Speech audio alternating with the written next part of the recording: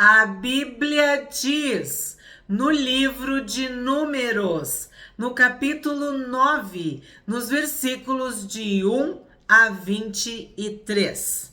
O Senhor falou a Moisés no deserto do Sinai, no primeiro mês do segundo ano depois da saída do povo de Israel da terra do Egito, dizendo: que os filhos de Israel celebrem a Páscoa no tempo determinado.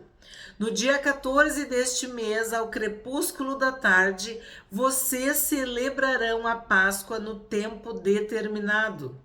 Devem celebrá-la segundo todos os seus estatutos e segundo todos os seus ritos. O que eu destaco? Tempo determinado. A Bíblia diz em Eclesiastes que há tempo para todo o propósito debaixo do céu. Há um tempo determinado por Deus para que tudo aconteça, nem antes nem depois, no tempo certo, no tempo de Deus, no tempo determinado. Então, a Páscoa era para ser celebrada no tempo determinado. 4. Portanto, Moisés disse aos filhos de Israel que celebrassem a Páscoa. Então celebraram a Páscoa no dia 14 do primeiro mês, ao crepúsculo da tarde, no deserto do Sinai, segundo tudo o que o Senhor havia ordenado a Moisés. Assim fizeram os filhos de Israel. É tão bonito ler, né, que Deus falou que era para fazer e eles fizeram exatamente como Deus tinha dito. Esse é o ideal, né? Que Deus possa falar conosco, que nós possamos ouvir e obedecer. Em relação à Páscoa, foi exatamente assim. Deus falou e eles fizeram o que Deus tinha dito. 6. Houve alguns que estavam impuros por terem tocado o cadáver de uma pessoa, de maneira que não puderam celebrar a Páscoa naquele dia. Por isso chegaram diante de Moisés e de Arão naquele mesmo dia e lhes disseram: estamos impuros por termos tocado o cadáver de uma pessoa. Por que havemos de ser privados de apresentar a oferta do Senhor no tempo determinado, no meio dos filhos de Israel? Então, o que eu tenho que destacar aqui? Que esta impureza, nós temos visto que era por causa dos mortos, né? Tu não ia tocar nos mortos. E se tu tocasse, se tu tivesse contato com cadáveres, tu ficaria impuro. Então, eles não puderam participar, celebrar a Páscoa e foram falar com Moisés. E aí, nós temos uma lição aqui. Quando nós temos dificuldades, quando nós temos questões, nós devemos buscar a Deus. Sim, sempre em primeiro lugar a Deus. Mas Deus tem seus representantes. E nós podemos buscar a ajuda do sacerdote, dos sacerdotes, dos líderes, pastores, mestres, profetas, apóstolos, que venham nos ajudar. Pastores são, como é que eu posso dizer? Cuidadores das ovelhas. Não, um pastor que não tem ovelha não é pastor. O pastor tem que ter cheiro de ovelha. Então a ovelha está com uma dificuldade, ela tem que buscar um pastor. Ela tem que falar. E eles viam em Moisés esse líder, esse representante de Deus, e foram contar para ele: estamos impuros por termos tocado o cadáver de uma pessoa. Por que havemos de ser privados de apresentar a oferta do Senhor no tempo determinado, no meio dos filhos de Deus? Então eles estão perguntando, né? Por que nós temos que ser privados? E eu já falei para vocês que eu amava quando as crianças vinham respeitosa, educadamente, questionar, perguntar. Eu sempre admirei. E eu vejo que isso é o comportamento de toda pessoa que tem respeito, honra, amor. Quando tu tem um relacionamento genuíno, verdadeiro, sincero, tranquilo, que não é pautado por medo, por ameaça, por sentimentos estranhos, tu tem liberdade de perguntar por quê. Em questões graves, em crises, em situações limite, nós chegamos diante de Deus e sim, nós perguntamos por quê. Nós perguntamos, nós abrimos o nosso coração diante de Deus. Assim como com um pai, com uma mãe, com um marido, uma pessoa com que tu tem privacidade, intimidade, tu tem um relacionamento forte com aquela pessoa, tu pode perguntar por quê. E eles perguntaram para Moisés: por que havemos de ser privados de apresentar a oferta do Senhor no tempo determinado, no meio dos filhos de Israel? E a Bíblia tem vários exemplos de homens e mulheres que mudaram as regras através de questões, de perguntas respeitosas. Tem gente que peca, prefere pecar, fazer escondido, ou se rebelar, se revoltar, quando poderia levar para Deus aquela dor, aquela mágoa, aquela insatisfação, aquela frustração. E Deus se agrada de ouvir a verdade do íntimo, seja ela qual for. Por quê? Eles querem saber por quê. Moisés lhes respondeu: esperem e ouvirei o que o Senhor ordenará a vocês. Então, eles fizeram uma pergunta que era legítima e que Moisés não tinha resposta. Mas ele foi consultar a Deus. Ele foi perguntar para Deus a respeito deles. Mas ele diz uma palavrinha muito importante aqui: esperem. Então, há coisas, há situações, há questões que nós não teremos a resposta na hora. Nós vamos ter que esperar. Mas Deus é um Pai amoroso, benigno, bondoso. E ele responde. Ele é soberano. Se ele também quiser que tu não receba a resposta, tu não vai receber a resposta. Mas quando é uma questão assim, Deus mostra o seu amor, a sua graça, a sua misericórdia, a sua bondade para conosco. E aí me lembra o seguinte: Paulo fala, nos instrui acerca da ceia do Senhor, que nós devemos discernir o corpo de Cristo na ceia, que a ceia ela é muito séria. Nós estamos comendo, né, o corpo e bebendo o sangue. Nós devemos discernir. E o que Paulo ensina? O que Paulo instrui? Que nós devemos examinar-se a si mesmo. Nós devemos nos examinar e assim comer do pão e beber do cálice. Tu te examina. Esses homens sabiam que estavam impuros e eles não poderiam participar da Páscoa do Senhor. Mas eles queriam saber por que eles tinham que ficar, vamos dizer assim, proibidos. Por que havemos de ser privados de apresentar a oferta do Senhor no tempo determinado no meio dos filhos de Israel? Por que eles iriam ficar de lado, né? Aí Moisés diz: esperem que eu ouvirei o que o Senhor ordenará a vocês. Eu vou consultar o Senhor e o que o Senhor disser eu vou falar para vocês. Mas vocês têm que esperar. 9. Então o Senhor disse a Moisés: fale aos filhos de Israel dizendo: quando algum de vocês ou dos seus descendentes se tornar impuro por causa de contato com um morto, ou estiver em viagem longe de vocês, ainda assim celebrará a Páscoa ao Senhor.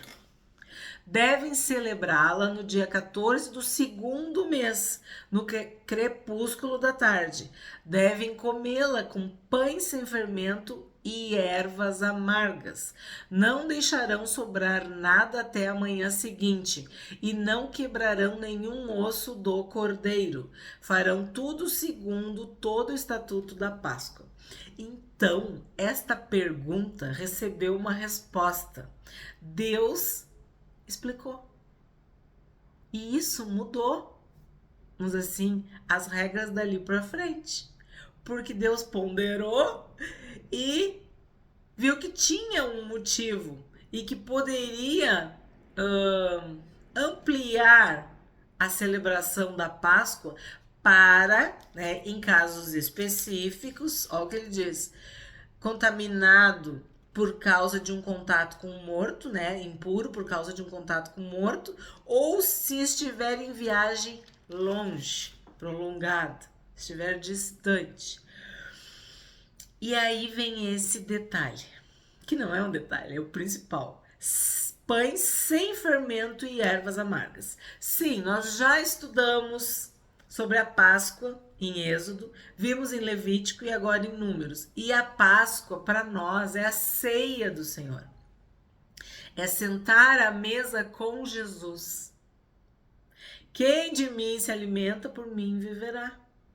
O sangue de Jesus nos purifica de todo o pecado.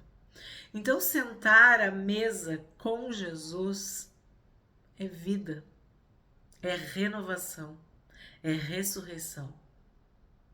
É uma bênção. E nós não devemos nos privar disso.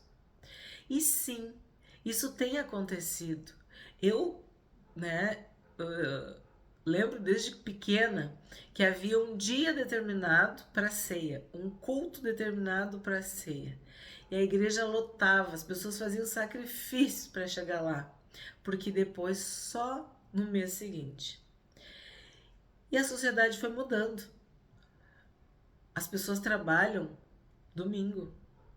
As pessoas trabalham de turno. E aí elas estão acordadas quando nós estamos dormindo. E quando nós estamos acordados, elas estão dormindo. Existem questões legítimas que impedem pessoas de participar da ceia do Senhor. E sim, há pastores muito amados, dedicados, que levam a ceia para os irmãos que estão acamados, que estão doentes, que estão com alguma restrição. Enfim, mas com o passar dos anos, a ceia começou a ter mais horários, mais oportunidades, mais cultos. As pessoas tinham mais... assim, como é que eu posso dizer? Possibilidades. Ó, este domingo eu vou estar trabalhando, mas aí no outro eu vou poder ir, pois no outro vai ter ceia. Ou vai ter uma ceia durante a semana. Ou vai ter um culto tal dia para os que não tomaram a ceia, não participaram da mesa do Senhor. Isso tem a ver com esse capítulo aqui. Porque eles não estavam impuros porque eles fizeram algo errado. Eles estavam impuros porque, pelas circunstâncias, tiveram que tocar nos cadáveres. Ou estavam distantes resolvendo uma questão e perderam aquele dia. Então, esta pergunta mostra um coração que não quer ficar de fora. E quando tu percebe o que está por trás da pergunta, que é um sentimento bom, que é algo legítimo, verdadeiro, sincero, que agrada a Deus, o próprio Deus se inclina, o próprio Deus pondera. E foi o que aconteceu aqui. E aí fica bem claro como que tu vai celebrar a Páscoa do Senhor. Com pães sem fermento e ervas amargas. O que é um pão sem fermento? É um pão sem pecado, de coração sincero, puro, sem falsidade, sem hipocrisia, sem falsas aparências, sem mistura, né? Ervas amargas é humildade, é humilhação, é contrição, é quebrantamento, é levando a sério. Então, Nós sabemos todo o contexto da Páscoa no Egito. Mas assim, ó, à medida que os anos foram passando, até chegar nos nossos dias na ceia do Senhor, nós sabemos que nós temos que discernir o corpo do Senhor.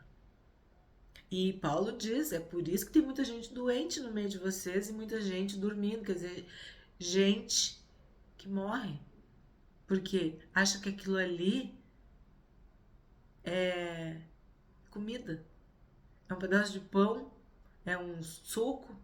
Não.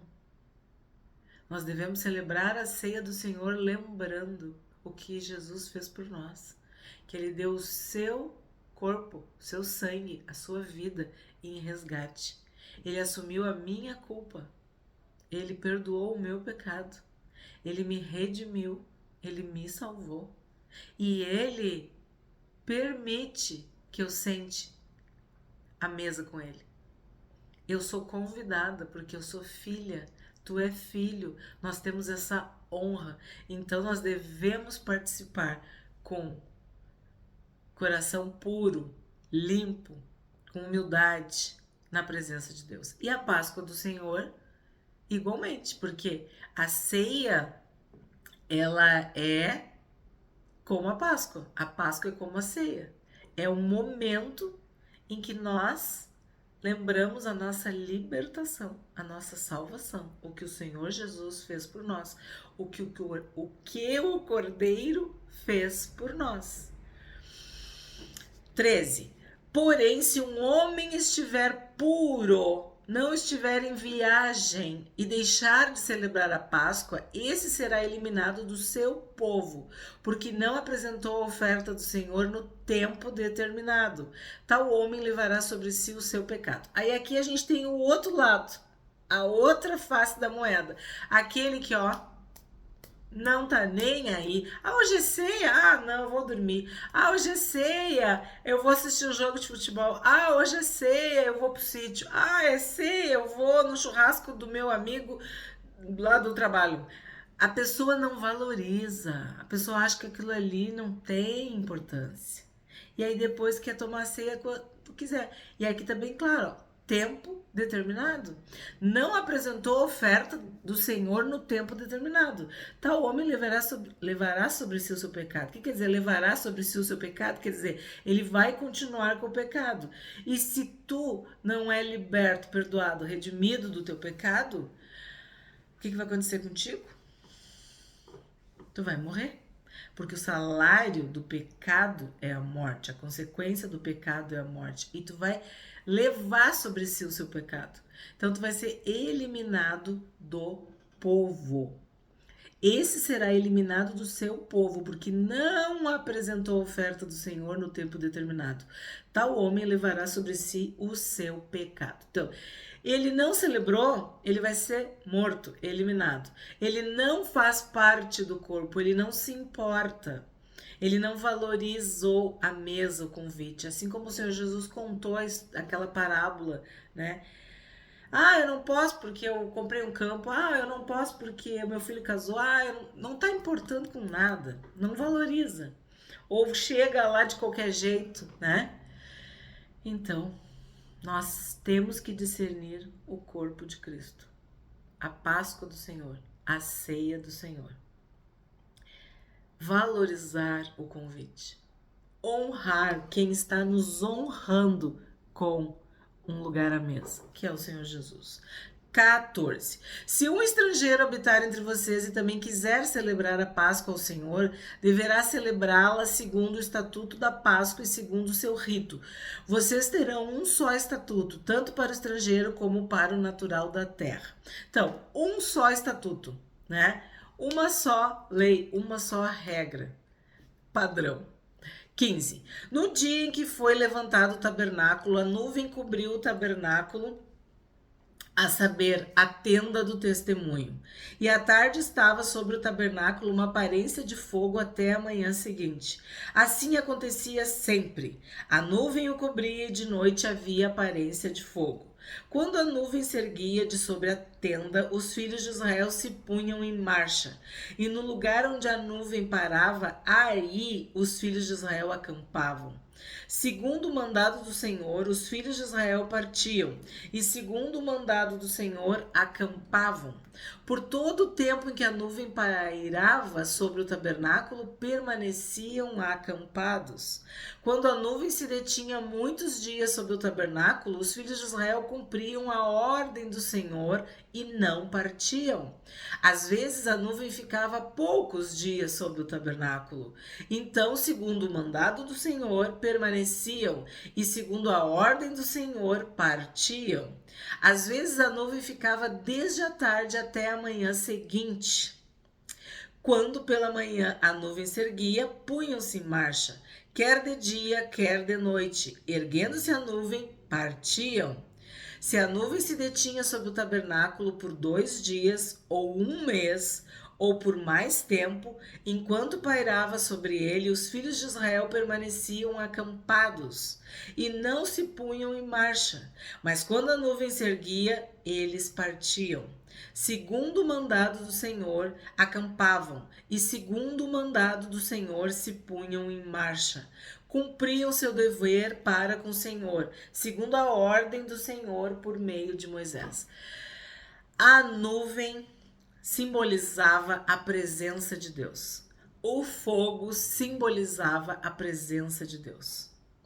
O nosso Deus nos ama e nos abençoa, e nos guarda e nos protege, nos dirige, nos indica o caminho.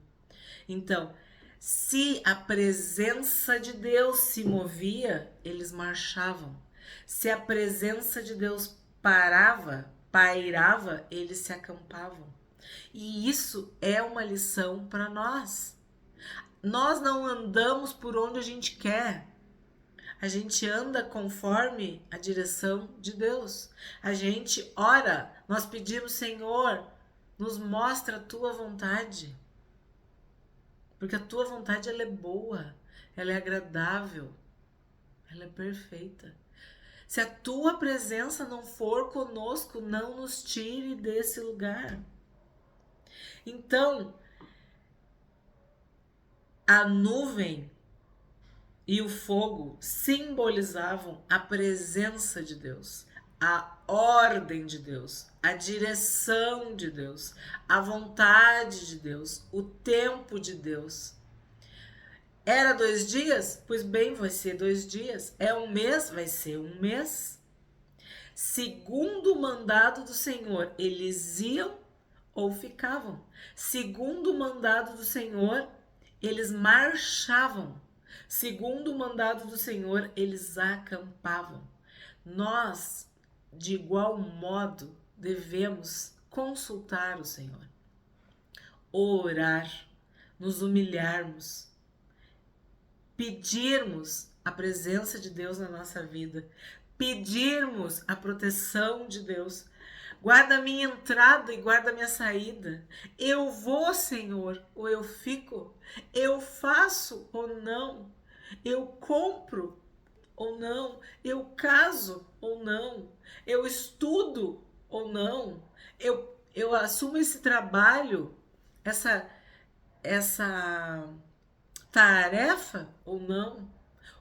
Como eu te obedeço? Como que eu te agrado? Como que eu faço o que tu queres? Então, a nuvem e o fogo simbolizavam a presença de Deus, a ordem de Deus, a direção, a vontade e o tempo de Deus. Segundo o mandado do Senhor, eles agiam. Segundo o mandado do Senhor, eles paravam, eles acampavam.